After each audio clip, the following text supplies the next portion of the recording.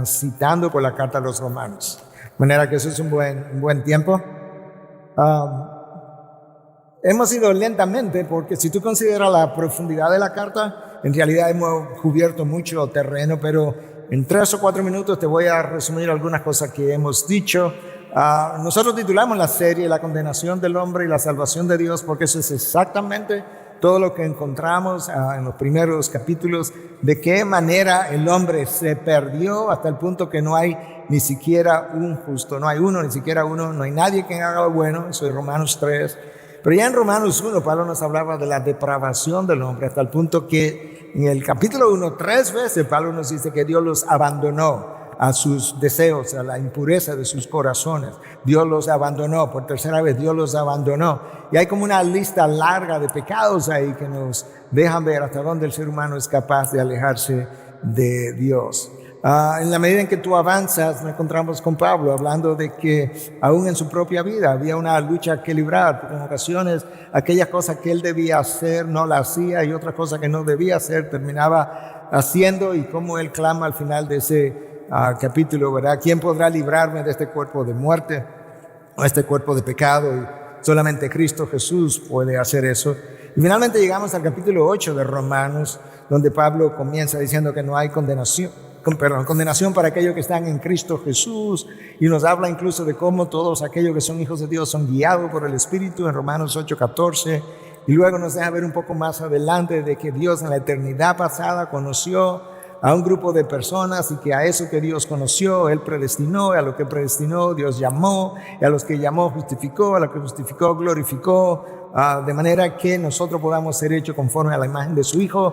Ese es el propósito eterno de Dios. De manera, hermano, que si tú estás en Cristo, si estás en Cristo, el único propósito para el cual existe es para que a lo largo de tu vida el Espíritu de Dios morando en ti pueda seguir dándote forma, de tal manera que la imagen de Cristo se forme en ti.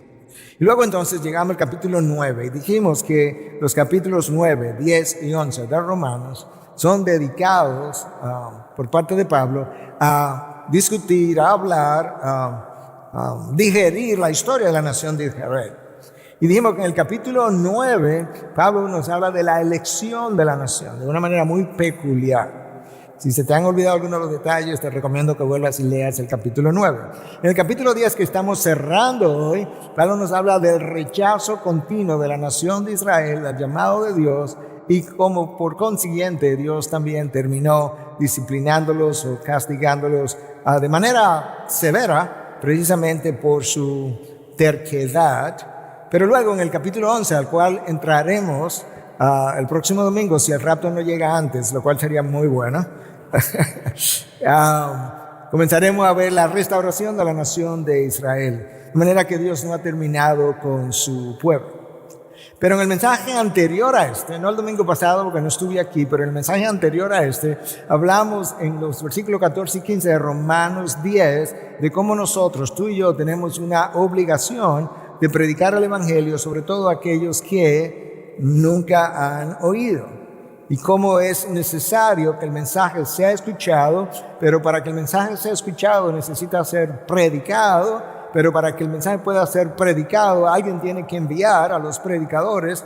Y dijimos que tú y yo tenemos una obligación de oír al campo misionero por un lado, o por otro lado, o ambas cosas, de orar y de sostener económicamente a los que van. Pero a manera de aplicación para cada uno de nosotros, dijimos que si no puedes ir, si no tienes el llamado de ser misionero, está bien, pero tú puedes ser un testigo del mismo evangelio y encontrar un campo misionero en tu vecino, encontrar un campo misionero en tu familia, encontrar un campo misionero en pacientes si eres médico, o en clientes si eres un hombre de negocio o mujer de negocio, o puedes encontrar un campo misionero aún al lado de tu oficina, en el escritorio de al lado, de manera que nosotros no tenemos excusa. De hecho, la frase la gran comisión, como que todo el mundo piensa que la gran comisión es para misioneros. La frase de la gran comisión no está en la Biblia, para comenzar, no apareció ni siquiera en textos cristianos hasta los años de 1600. ¿Sabes por qué? No porque no había una misión que cumplir, sino porque hasta ese momento se veía como que esa era una responsabilidad de todos nosotros, tal como te lo acabo de explicar, de poder ser testigo del Evangelio donde quiera que tú estés viviendo o trabajando. Yo creo que eso resumen más o menos dónde estamos en el día de hoy. Yo he titulado mi mensaje La invitación más rechazada de la historia. La invitación más rechazada de la historia, que tiene que ver con Dios y con nosotros. Entonces el texto de esta mañana está en Romanos 10, del versículo 16 al 21, pero para conectar mejor con el texto anterior, yo voy a comenzar a leer desde el versículo 14 hasta el 21, y espero que pueda seguirlo conmigo. ¿Cómo pues, versículo 14, invocarán a aquel en quien no han creído? ¿Y cómo creerán en aquel de quien no han oído? ¿Y cómo oirán sin haber quien les predique? ¿Y cómo predicarán si no son enviados? Tal como está escrito, cuán hermosos son los pies de los que anuncian el evangelio del bien. Hasta ahí habíamos cubierto. Hoy comenzamos aquí, versículo 16. Sin embargo, no todos hicieron caso al evangelio, porque Isaías dice, Señor, ¿quién ha creído a nuestro anuncio? Así que la fe viene del oír y el oír por la palabra de Cristo. Pero yo digo, ¿acaso nunca han oído? Ciertamente que sí. Por toda la tierra ha salido su voz y hasta los confines del mundo sus palabras. Y añado, ¿acaso Israel no sabía? En primer lugar, Moisés dice, yo los provocaré a celos con un pueblo que no es pueblo, con un pueblo sin entendimiento los provocaré a ira. E Isaías es muy osado y dice, fui hallado por los que no me buscaban, me manifesté a los que no preguntaban por mí. Y ahora Israel otra vez. Pero en cuanto a Israel dice, todo el día he extendido mis manos a un pueblo desobediente y rebelde. Wow. Recuerda, tenemos una obligación de predicar, de predicar el evangelio. No solamente entre los judíos, sino también entre los gentiles. De hecho, el apóstol Pablo fue instruido por Dios a través de Cristo mismo, quien instruyó a Pablo, de que él, cuando comenzara a predicar, debía predicarle a los judíos primeros.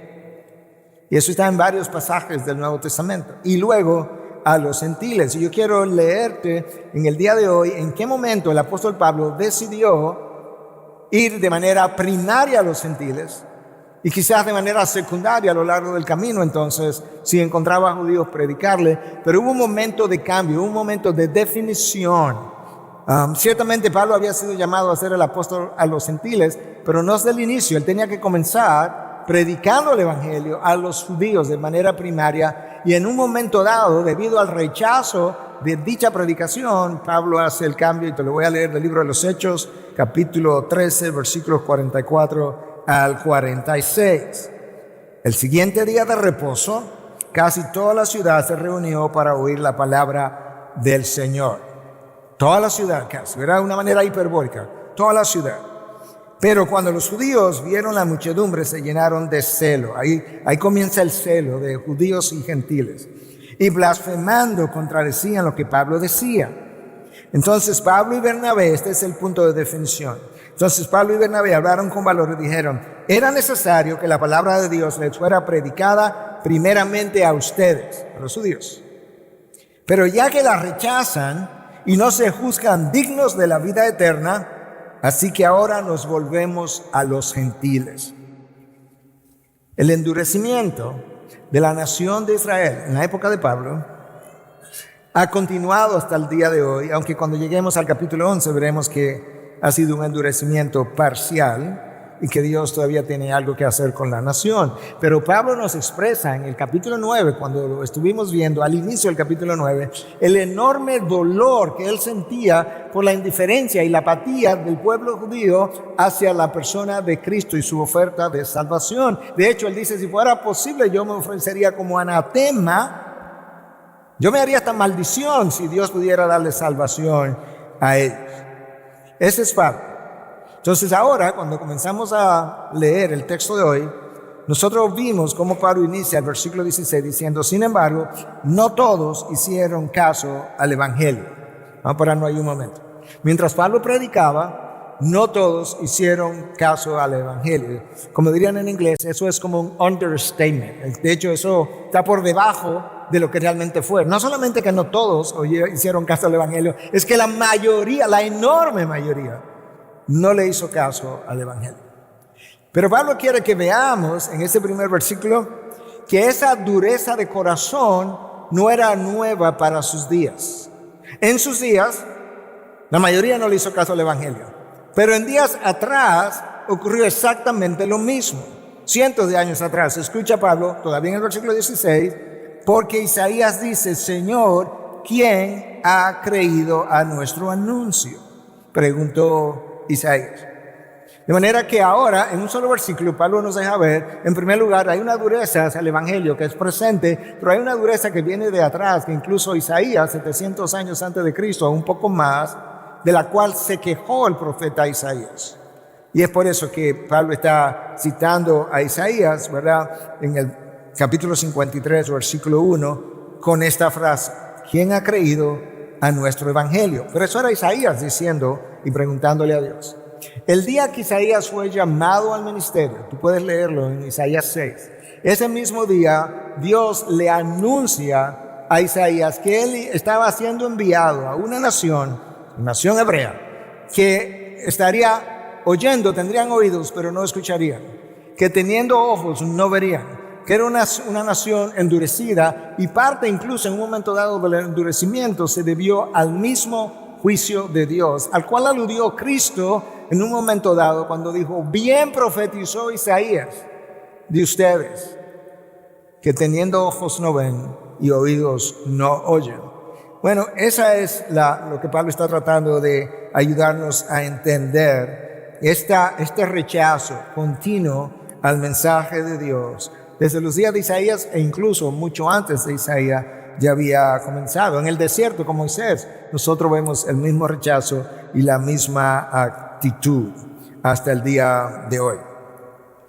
Luego, en el versículo 17, Pablo regresa y conecta de nuevo con la idea de que el Evangelio tiene que ser predicado para que otros oigan y al oír puedan conocer de Cristo y al conocer de Cristo puedan creer. Escucha cómo lo dice ahora en el versículo 17. Así que la fe viene del oír y el oír por la palabra de Cristo.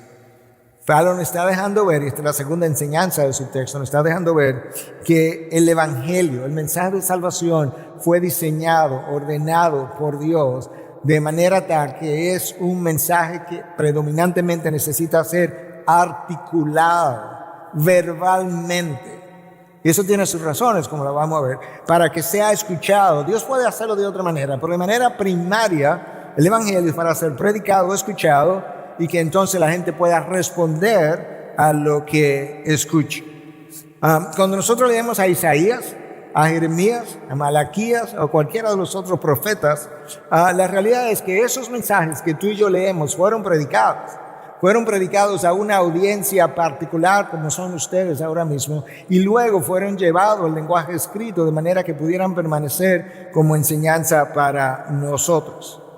Lamentablemente, cuando esos mensajes fueron predicados, al igual que ocurre hoy en día, la mayoría de los que escucharon el mensaje no abrazaron la invitación, terminaron rechazándola y por consiguiente condenándose. Y esto es como ocurre. Cuando tú predicas la palabra, hay gente, la minoría, que escucha, cree, abraza y esos son salvos. Cuando esa misma palabra es escuchada por parte de otros, la mayoría la oye, la rechaza y la misma palabra lo juzga y los condena. Cuando Dios dice mi palabra no regresa vacía sin realizar la función o el trabajo o el propósito para la cual yo la envié, se está refiriendo en gran manera a cosas como esta. O ella va y salva gente o ella regresa habiendo juzgado y condenado a otros. Esa es la razón por la que, esa dureza de corazón es la razón por la que el profeta Ezequiel en un momento dado parece que estaba conversando con Dios en oración o no sabemos cómo. Y es como, Señor, esta gente no responde. Ezequiel está en el exilio, en Babilonia, con el pueblo, y el pueblo sigue duro de corazón. Y Dios le dice a Ezequiel en 2:7, les hablarás mis palabras, escuchen o dejen de escuchar, porque son rebeldes. Se lo dice en 2:7, se lo dice en 2:5, se lo dice en 3:11. 3 veces Dios le dice a Ezequiel la misma cosa. Y la razón es que cuando el Evangelio es predicado, en el poder del Espíritu, pero es el Espíritu que ha inspirado la palabra, de tal forma que cuando el Espíritu Santo aplica la palabra predicada, la palabra que tú estás escuchando, la aplica al corazón y a la mente de una manera sobrenatural, la persona entonces pueda responder o aceptándola o rechazándola. Eso hace que tú puedas pensar del predicador, en este caso yo mismo, nosotros no somos más que un vaso. Nosotros somos como el mesero que sirve la comida, pero Dios la cocinó. Nosotros no somos más que un vaso debidamente preparado por Dios para que la palabra salga por medio de nuestros labios con autoridad del Espíritu, llegue a tus oídos y cuando tú la escuchas con el poder de convencimiento del Espíritu, entonces la palabra endosada por el Espíritu pueda vencer la rebeldía del incrédulo e incluso la incredulidad parcial del creyente. Pero eso lo tiene la palabra predicada, porque la palabra predicada fue inspirada por el Espíritu. Y ahora el mismo Espíritu que la inspiró mora en el predicador. Y Él la va a usar para hacer su trabajo en el que escucha. Escucha en el libro de los Hechos, los primeros 30 años de la historia de la iglesia está en el libro de los Hechos. En 4:31, escucha lo que nosotros leemos. Después que oraron, observa el orden, oración. El lugar donde estaban reunidos tembló y todos fueron llenos del Espíritu, oración, llenura del Espíritu, y hablaban la palabra de Dios con valor. Bingo. ¿Ok? Tú oras, el Espíritu obra, la palabra es predicada con valor. Eso fue lo que ocurrió en la iglesia primitiva. Cuando, como otros han dicho, la palabra de Dios divorciada del Espíritu Santo no tiene efecto. Eso no es una herejía, lo contrario es una herejía. La palabra de Dios divorciada del Espíritu Santo no tiene efecto. Escucha lo que Pablo le escribió a los Corintios en su primera carta 2:14. Pero el hombre natural no acepta las cosas del Espíritu de Dios, porque para él son necedad, y no las puede entender porque son cosas que se disciernen espiritualmente. ¿Lo ves? El hombre natural que no tiene el Espíritu lee el texto bíblico y lo pone en una mesa y dice, yo no sé qué es lo que ustedes le encuentran a eso. Yo no sé de dónde tú sacas tal entendimiento, tal conclusión. Él no las puede entender. El Espíritu tiene que iluminar la palabra que Él inspiró para que pueda ser entendida. Y el Espíritu no solamente ilumina la palabra para el que la está escuchando, ilumina la palabra en el que la está predicando, mientras la estudia y mientras la predica, para que pueda hacerlo con claridad, con convencimiento y pueda producir el efecto que Dios tuvo en su mente en el primer lugar. De manera que lo que nosotros llamamos ministerio, el verdadero ministerio, no es más que la obra del Espíritu de Dios trabajando a través de la palabra de Dios. El ministerio no es otra cosa que la obra del Espíritu de Dios trabajando a través de la palabra de Dios.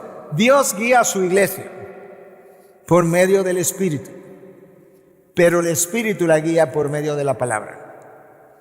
Eso es como es. De manera que una iglesia sin palabra es una iglesia que se desvía o que nunca ha estado en el camino, porque no hay manera. Nunca Dios ha guiado a su pueblo que no sea a través de su misma palabra aplicada por medio del Espíritu Santo. Tú puedes ver eso desde el inicio del libro de los Hechos. De hecho, el libro de los Hechos ha sido llamado el libro de los Hechos del Espíritu Santo, porque todo lo que ocurre en dicho libro es la narración de hechos del Espíritu Santo, trabajando a través de palabra predicada. En Hechos 2, 37 y 38. Los discípulos habían estado orando, otra vez, ahí está la oración, en el aposento alto, esperando hasta que el Espíritu Santo viniera, tal como habían sido instruidos. Y escucha entonces, el Espíritu Santo llega, el día de Pentecostés. Pedro ahora, lleno del Espíritu, se levanta con valentía, comienza a predicar un mensaje un tanto acusatorio, ¿verdad?, de cómo ellos habían rechazado la obra de Dios. Y en Hechos 2:37 y 38, esto es lo que leemos. Al oír esto, conmovidos profundamente, dijeron a Pedro y a los demás apóstoles: hermanos, ¿qué haremos?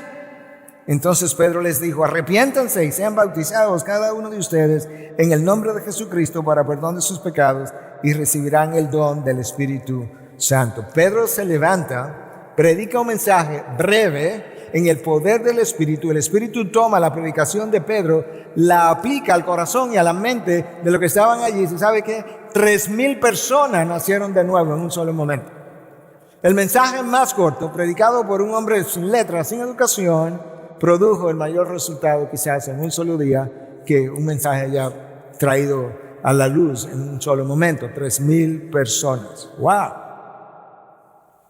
Pablo está diciendo en el versículo 17, la fe viene por el oír y el oír por la palabra de Cristo. Nota que Pablo no dice por la palabra de Dios, que hubiese sido un sinónimo, pero yo creo que Pablo está detrás de algo cuando él la llama la palabra de Cristo. Yo creo que Pablo está tratando de ayudarnos a entender que Cristo es el sujeto y el objeto de las Escrituras. Y algunos están pensando, ¿qué usted quiere decir con eso? Bueno, no vaya muy rápido, te voy a decir algo. Cuando decimos que Cristo es el sujeto de las Escrituras, estamos diciendo que desde el Antiguo Testamento, las historias bíblicas, las profecías, las enseñanzas de la Biblia apuntaban o giraban acerca de la persona de Cristo, su muerte, su resurrección. Él es el sujeto que es crucificado, el sujeto que resucita, el sujeto al cual apuntaban las Escrituras, pero Él es también el objeto. ¿Qué quiere decir eso? Que todas las Escrituras que están aquí compiladas tienen el objeto, el propósito de traer al incrédulo a creer, traer al incrédulo a la salvación. Y esa salvación es en Cristo. Por tanto, Él es el objeto también de las Escrituras. Y esta palabra es entonces la palabra de Cristo. Ahora recuerdan, en el versículo 16, Pablo dijo que la fe viene por el oír y el oír por la palabra de Dios. Que el oír, recuerda, el oír. Pablo pregunta en el próximo versículo, debido a la dureza de Israel, versículo 18, pero ¿acaso no han oído? O sea, el problema de Israel fue que no oyó. Porque si la fe viene por el oír y el oír por la palabra de Dios y esta gente no cree, ¿será que Israel no oyó? Y él responde, ciertamente que sí. Por toda la tierra ha salido su voz y hasta los confines del mundo sus palabras. ¿Qué quiere decir Pablo con esto? Bueno, es una forma un poco usual de responder, porque él está citando el Salmo 19. Y el Salmo 19 dice que el universo o los cielos proclaman, el firmamento proclama la gloria de Dios. Pero cuando tú llegas al versículo 4 del Salmo 19, dice que por toda la tierra ha salido su voz y hasta los confines del mundo sus palabras. El Salmo 19 en su primera parte está hablando de que Dios se ha revelado en su creación como el creador, que hay suficiente revelación en la creación para concluir que hay un Dios. Sin embargo, Pablo está diciendo más que eso, porque él está hablando de la necesidad de la predicación y está hablando de que se hace la pregunta, ¿pero fue que no oyeron? De manera que lo que Pablo hace es que él comienza diciendo, mira, en primer lugar, Dios se ha revelado en su creación. Y su creación, aunque no habla, sí sirve de testigo fiel de que Él existe. De manera que desde toda la antigüedad ese testigo ha estado ahí. Pero por otro lado, Pablo también nos estaba tratando de dejar ver que en el Antiguo Testamento al pueblo judío Dios le habló por medio de los profetas. De manera que ellos oyeron. Ellos oyeron por cientos de años. Eso fue en el Antiguo Testamento. En la época de Pablo, los judíos comenzaron a escuchar la predicación primero de Jesús y luego de Pablo. Ellos han escuchado el Evangelio, ya ni siquiera yéndonos atrás. Y de forma hiperbólica, Pablo está diciendo que ese evangelio ya se ha esparcido por todo el mundo. Ahora, cuando tú lo oyes, ¿verdad?, de parte de un predicador explicado de esa forma, tú dices, eso está como alado por los moños. ¿Cómo de forma hiperbólica? Bueno, tú y yo hablamos de forma hiperbólica todo el tiempo. Tú estuviste en el partido de fútbol o de pelota, sí, y había mucha gente. Ahí estaba todo el mundo, en serio, el mundo entero, lo metieron en el estadio de pelota. ¿Sí? No, claro que no. Tú le estás contando a alguien algo y tú dices, wow, y eso se ha ido como pasando de boca en boca. ¿Y cuánta gente lo sabe? No se lo sabe todo el mundo, es un secreto. O sea, el mundo entero se enteró de lo que tú estás contando. Claro que no, son formas hiperbólicas de hablar, tanto de Pablo como de nosotros. De hecho, cuando Pablo escribe a los colosenses, claramente tú puedes ver su hipérbole. Pero voy a leer 1.23, la Nueva Traducción Viviente. Pero deben seguir creyendo esa verdad y mantenerse firmes en ella. No se alejen de la seguridad que recibieron cuando oyeron la buena noticia. Escucha ahora. Esa buena noticia ha sido predicada por todo el mundo. Esa es la hipérbole. Porque Pablo sabía que no. De hecho, él mismo quería llegar a España porque no habían oído todavía. Esa buena noticia ha sido predicada por todo el mundo. Y yo, Pablo, fui designado servidor de Dios para proclamarla. Uno de los mejores académicos del Nuevo Testamento, F.F. Bruce, habla de que con esas palabras, Pablo estaba dejándonos ver que los judíos de su tiempo no tenían excusa porque el evangelio había llegado a cada área donde había una comunidad judía. Y eso sí era muy posible. Recuerda que Pablo en un momento dado dijo, yo me voy a los gentiles, ya ustedes ya escucharon el evangelio, lo rechazaron, ya yo no tengo responsabilidad con ustedes, por así decirlo, me voy a los gentiles. Probablemente para alrededor de ese tiempo, ya Pablo entendía que donde había una comunidad judía, ya el evangelio había llegado y por eso le está diciendo, ¿acaso es que no habrán oído? Y él dice, no, claro que oyeron, ya su voz se ha oído por todo el mundo, se ha extendido por toda la tierra. Por otra parte, los judíos no concebían, no podían imaginarse que Dios ofreciera salvación a los gentiles. Los gentiles no eran dignos de salvación, ellos sí. Ellos todos eran dignos de salvación, desde el mayor al menor.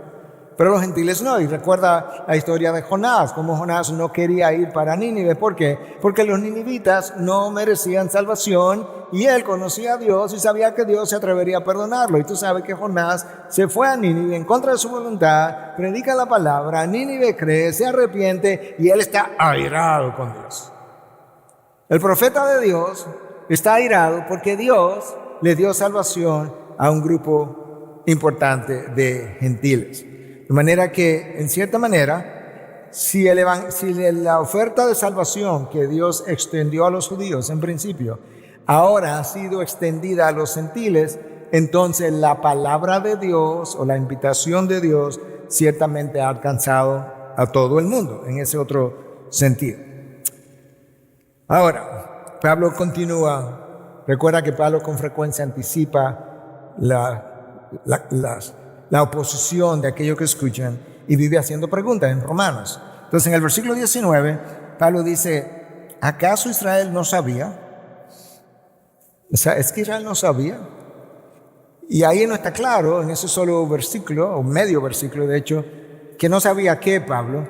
Pero cuando él responde y hace alusión a Moisés y a Isaías, inmediatamente nosotros comenzamos a entender a qué se refería Pablo.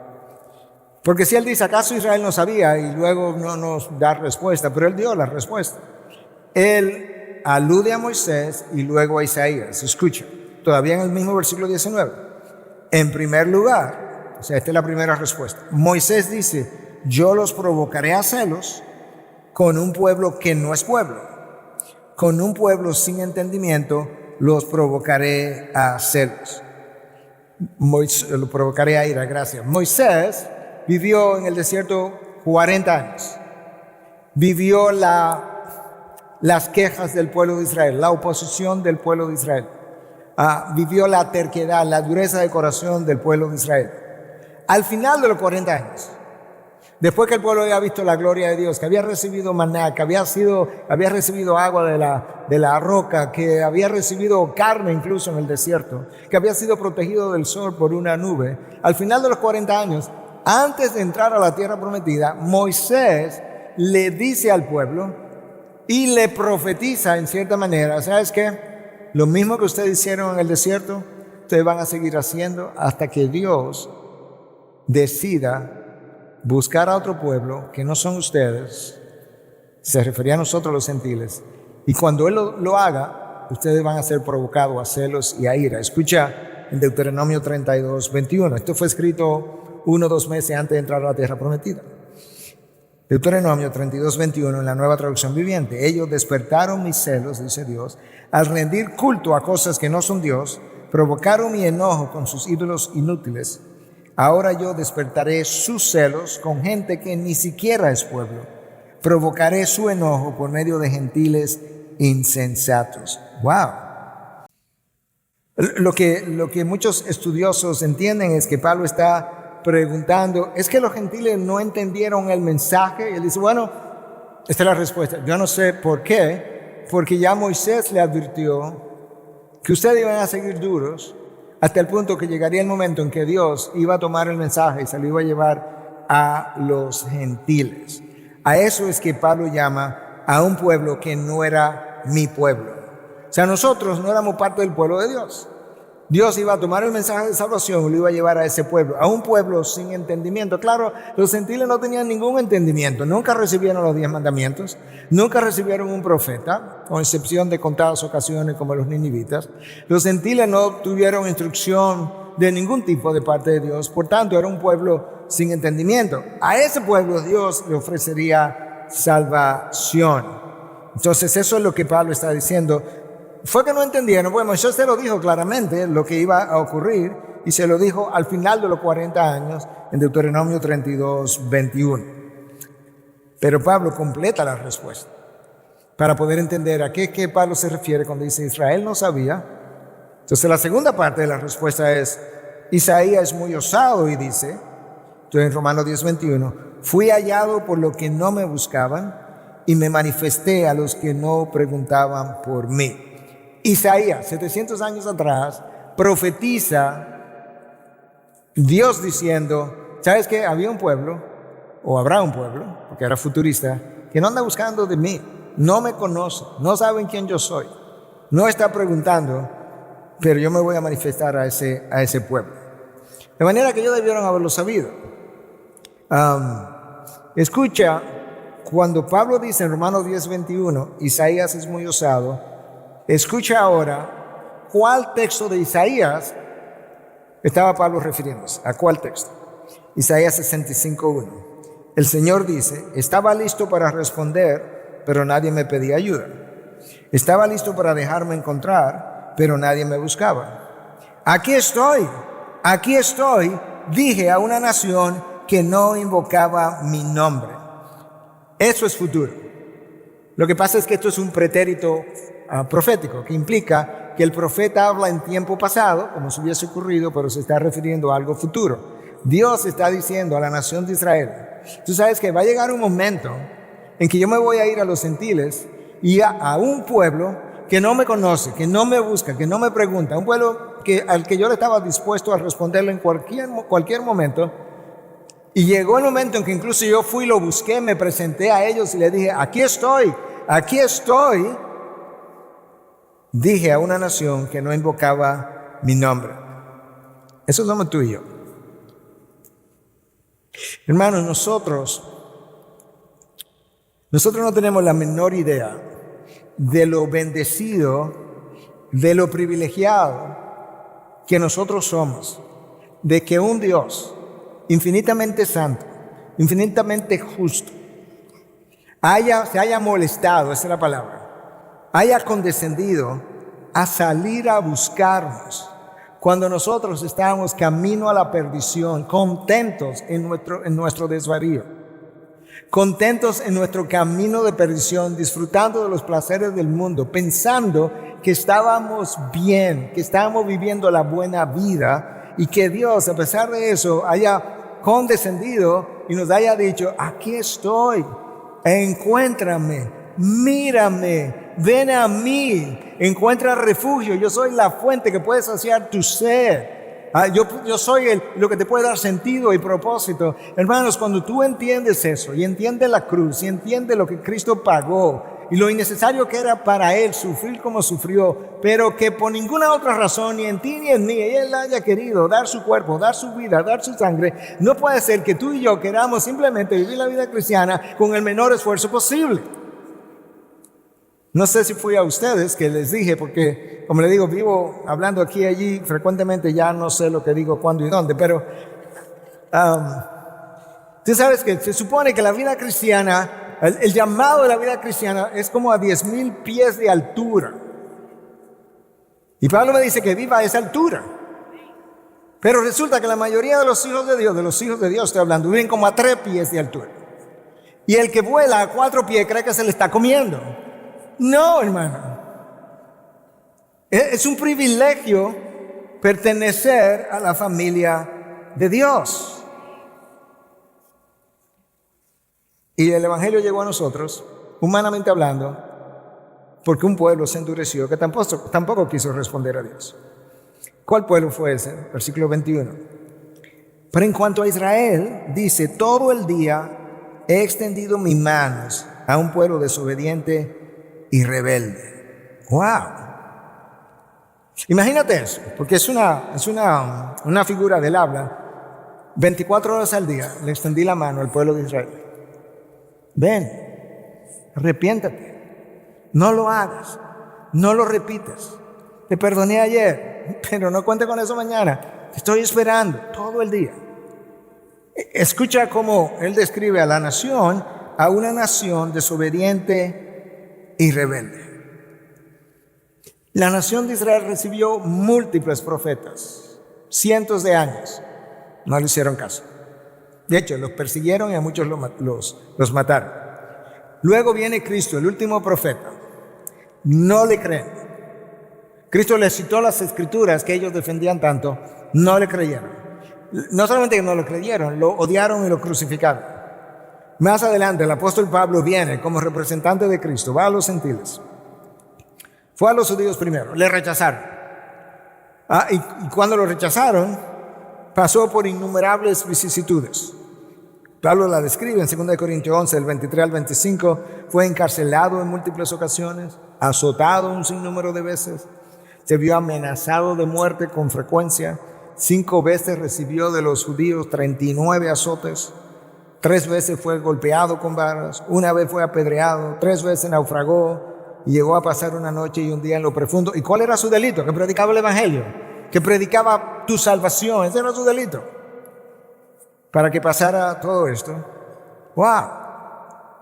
Y la nación de Israel que fue elegida, que fue buscada por Dios, que tuvo los patriarcas Abraham, Isaac y Jacob, que tuvo las bendiciones de Dios en el desierto, que fue predicada por cientos de años, es esa la nación que se volvió rebelde o continuó más bien en su rebeldía. La NTV dice en Romanos 10:21, todo el día les abrí mis brazos, pero ellos fueron desobedientes y rebeldes. Ahora, déjame interceptar el pensamiento de algunos de nosotros quizás ahora. Quizás tú estás ahí pensando, wow, la verdad que esa gente era dura. No. Nosotros somos duros. Cristo vino hace 2000 años. En 2000 años, ¿tú sabes las veces que el Evangelio ha sido predicado? ¿Tú sabes el número de pastores, de misioneros, de evangelistas, de profesores de escuela dominical, de charlistas, de profesores de seminario, de expertos en las escrituras? Los millones de padres, madres, abuelos que le han predicado a sus hijos, nietos, bisnietos.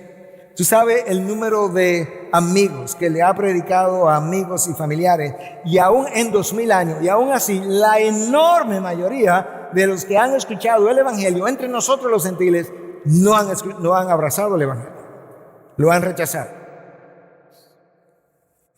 No vaya más lejos, porque es muy fácil acusar a otros. En nuestra propia iglesia hay gente que ha venido y ha escuchado el Evangelio. Gente de dos formas. Gente que ha venido, ha escuchado el Evangelio no era cristiano y todavía al día de hoy sigue siendo no cristiano.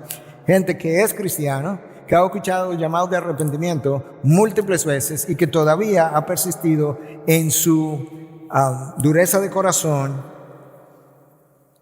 Hermano, hemos respondido de la misma manera. Hemos sido en muchos casos un pueblo desobediente y rebelde. Hermano o amigo, cada vez que tú y yo nos hemos encontrado en una práctica pecaminosa y escuchamos llamado al arrepentimiento y persistimos en la práctica pecaminosa, es otra ocasión más donde has resistido la misericordia y la bondad de Dios. Cada llamado de arrepentimiento es una extensión más, 3 pies más de la misericordia y la bondad de Dios. Escucha como Pablo le dice a los romanos en el capítulo 2, del versículo 4 en adelante. ¿O tienes en poco las riquezas de su bondad? Me encanta el lenguaje. Las riquezas de su bondad y tolerancia y paciencia, ignorando que la bondad de Dios te guía al arrepentimiento. ¿Tú estás escuchando lo que Pablo nos dice? Pablo nos dice, es la amenaza del juicio de Dios, es la amenaza del infierno que te lleva al arrepentimiento. No, hermano, es la riqueza de su bondad, de su tolerancia y de su paciencia. Y cuando yo no me arrepiento, yo estoy ignorando la bondad de Dios, que es la mano a través del cual Él me trae al arrepentimiento. Pero escucha lo que Pablo dice en el versículo 5. Pero por causa de tu terquedad y de tu corazón no arrepentido, estás acumulando ira para ti en el día de la ira y de la revelación del justo juicio de Dios. Pablo exonera, por así decirlo, a Dios de que Él no es el culpable de que el juicio caiga sobre mí. ¿Y quién es el culpable? Aquí está, versículo 5. Por causa de tu terquedad y de tu corazón no arrepentido, está acumulando ira para el día del juicio. En otras palabras, puede ser que te vaya bien en la vida, pero ¿sabes qué? Al final, versículo 9 de Romanos 2, habrá tribulación y angustia para toda alma humana que hace lo malo, del judío primeramente y también del griego. ¡Wow! De manera que la rebeldía y la desobediencia que caracterizó al pueblo judío es la tuya y es la mía, del pueblo gentil. La rebelión. Déjame definirte la rebelión del ser humano.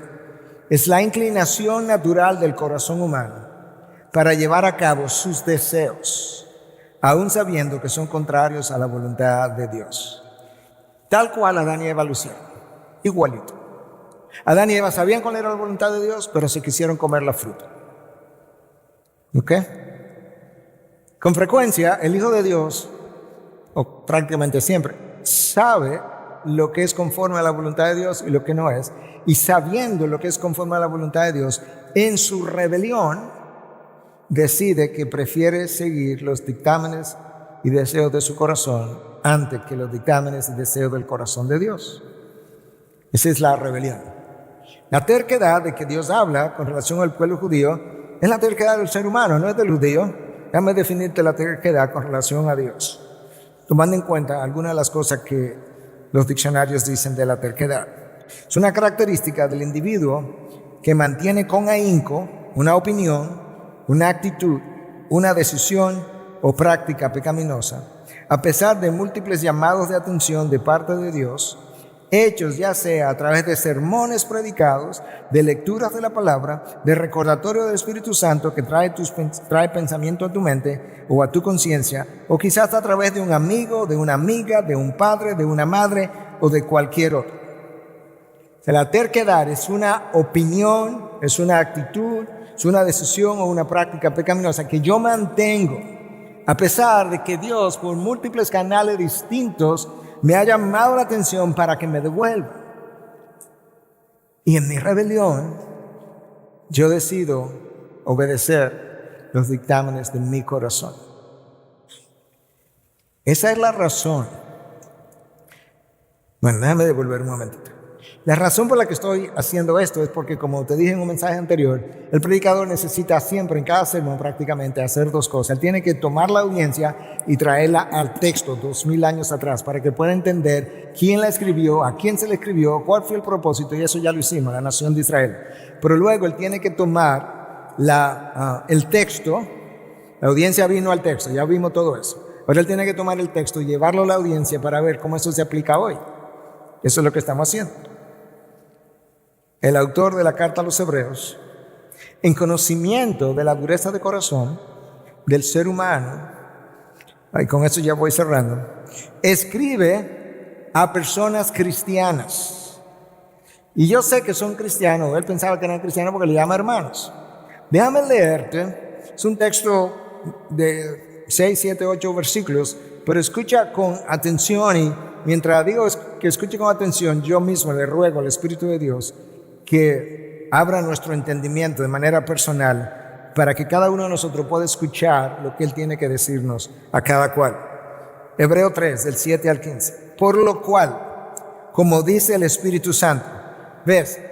Esto no lo está diciendo el autor del libro de Hebreos. Él lo escribió. No le está diciendo el pastor Núñez. No, yo estoy leyendo lo que el autor de Hebreos escribió, que el Espíritu inspiró. Escucha, por lo cual, como dice, ni siquiera como dijo, como dice en el presente el Espíritu Santo, si ustedes oyen hoy su voz, hermano, amigos, si oyen su voz hoy, no endurezcan sus corazones, como en la provocación, como en el día de la prueba en el desierto, donde sus padres me tentaron y me pusieron a prueba, y vieron mis obras por 40 años, por lo cual yo me disgusté con aquella generación y dije, siempre se desvían en su corazón. Tú y yo no nos desviamos en la vida sin que el corazón se haya desviado primero. Y no han conocido mis caminos. Como juré en mi ira, no entrarán en mi reposo. Wow, tú te imaginas que hoy tú endurezcas tu corazón y que hoy sea el día que Dios decida, no vas a entrar en mi reposo. ¿Y qué otra advertencia tú tienes, Dios? Versículo 12, tengan cuidado, hermanos, son cristianos, tengan cuidado, hermanos, no sea que en alguno de ustedes haya un corazón malo de incredulidad para apartarse del Dios vivo. Antes, exhórtense los unos a los otros cada día mientras todavía se dice hoy. No sea que alguno de ustedes sea endurecido por el engaño del pecado. Ahí está el problema. Tu pecado y mi pecado nos ciegan. Y luego que nos ciegan nos endurecen. Y por eso no escuchamos la voz de Dios. O si la escuchamos no tiene volumen. O si la escuchamos no tiene autoridad sobre nosotros porque nos hemos endurecido por el engaño del pecado. El pecado es el mayor engañador de la historia humana. Pregúntale a Adán y Eva. Porque somos hechos partícipes de Cristo si es que retenemos firme hasta el fin el principio de nuestra seguridad. Por lo cual se dice, si ustedes oyen hoy su voz, no endurezcan sus corazones como en la provocación. ¿Tú notaste que el texto que yo leí comienza y termina de la misma manera? Déjame leértelo otra vez. Versículo 7. Por lo cual, como dice el Espíritu Santo, si ustedes oyen hoy su voz, versículo 8, no endurezcan sus corazones. Versículo 15, al final, por lo cual se dice, si ustedes oyen hoy su voz, no endurezcan sus corazones como en la provocación. Es el énfasis del Espíritu de Dios. No lo hagas, no persista, no continúes, te vas a endurecer y después que te endurezcas ni siquiera te vas a dar cuenta porque ahora la voz ya ni siquiera la vas a oír. Pero si tú oyes la voz hoy, responde a la tolerancia, a la paciencia, a la bondad de Dios que te extiende una vez más una invitación, de manera que la invitación más rechazada de la historia no pase a ser tu invitación rechazada de manera personal. No, hermano, no, amigo. Que ese no sea tu caso. Y habiendo visto todo eso, quizás hay una o dos o tres o más personas que llegó aquí sabiendo que no era creyente, pero vino. Quizás no sabe ni por qué vino. Quizás respondió a una invitación o alguna otra razón. Pero si el Espíritu de Dios, al oír la palabra predicada, la aplicó a tu mente, a tu corazón y te dio entendimiento de que, ¿sabes qué? Yo no soy cristiano, yo no he nacido de nuevo. En el nombre de Cristo, yo te imploro, no endurezca el corazón. Arrepiéntete de tu pecado. Clama a Cristo por perdón. Clama a Cristo por arrepentimiento. Él es quien lo puede dar. Y confiesa tu pecado, pero pídele arrepentimiento porque Él es quien lo da. Y que tú puedas confesar a Cristo como tu Señor, como tu Salvador. Que tú puedas abrazar la fe cristiana genuinamente. O quizás llegaste aquí pensando que era cristiano, pero mientras escuchaba al Espíritu de Dios predicar a través de su palabra, quizás Dios te dio luz y te dice, no, en realidad, quizás existe una profesión de fe, pero ha profesado la fe, pero no posee la fe. Que hoy sea el día en que tú puedas poseer la fe.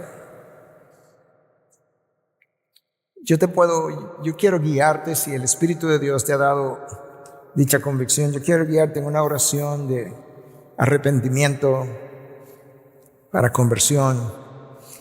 Y tú puedes hacerla en tu mente, con tus palabras, en el orden que quieras. Yo te voy a guiar simplemente para que en el día de hoy tú puedas recibir vida eterna si la hace de corazón y con convicción. De manera que ahí donde tú estás, cierra tus ojos. Que tú puedas decirle, Señor, gracias por tu mensaje y tu espíritu. Gracias por la iluminación que traes a mi mente. Gracias por darme convicción de pecado y por mostrarme mi necesidad de ti. Y ahora ahí en tu propia palabra, dile, Señor, perdóname. Perdona toda mi culpa, toda mi maldad. Por la sangre de Cristo, yo clamo a ti por limpieza, oh Dios. Tu palabra dice que aunque mis pecados hayan sido rojos como la escarlata, tu sangre tiene poder para volverlos blancos como la nieve. Señor, blanquea mis pecados. Hazme nuevo, hazme nacer de nuevo.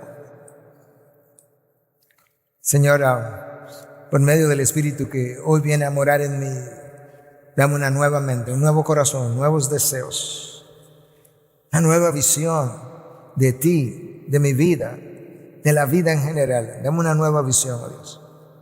Empodérame por medio de la llenura de tu Espíritu para vivir una vida que yo ni siquiera sé cómo vivirla, pero tú sabes. En el día de hoy yo te proclamo mi Señor y te proclamo mi Salvador. Te entrego mi vida. Te pido que la cuides, que no me deje ir de tu mano, que siempre me dé oídos para tu voz, corazón para responder, voluntad para ser rendida, para yo honrar tu causa, honrar tu evangelio, honrar tu cruz, honrar tu sangre. Quizá hay otros hermanos, hermanas, a quienes hoy el Espíritu de Dios le habló, al igual que en el servicio anterior, y reconocen que hay pecado sobre los cuales Dios ha llamado la atención y que han seguido en su práctica y que hoy quisieran pedirle perdón a Dios y arrepentirse. Si este es tu caso, yo te pido que te pongas de pie y yo oro contigo también. Tú puedes decirle, Señor, yo vengo agradecido de tu palabra, de tu espíritu, de tu bondad, de tu gracia y tu misericordia. Perdóname, oh Dios. Señor, dame arrepentimiento de este pecado y ponle nombre a tu pecado. Señor, dame arrepentimiento de manera que yo no vuelva atrás. Genuino, verdadero. Cambia mi corazón, cambia mis deseos. Cambia mis debilidades o elimina mis debilidades. Y dame una visión grande de Cristo, de manera que toda oferta de este mundo palidezca a la luz del tamaño y el brillo y el esplendor y la hermosura de mi Salvador. Y que yo pueda hablar de un antes y un después de este día. Gracias, mi buen Dios, por tu gran misericordia para conmigo. Gracias por tu gran bondad, por tu gran tolerancia, por tu gran paciencia hasta hoy. Pero hoy yo le digo al pecado, no más. No más de robarme la libertad que Cristo compró para mí. Señor, yo te pido por mis hermanos, ayúdales a vivir la libertad que tú compraste. Ayúdales a volar alto, a la altura del Evangelio, y permite que ellos puedan ser testigos del poder liberador de un Cristo real, de un Cristo vivo, y de un Espíritu que mora en el interior de los creyentes. Pues te lo pedimos en el nombre precioso de tu Hijo Jesucristo. Su pueblo dice, amén. Nos ponemos de pie para cantar en nuestro Dios.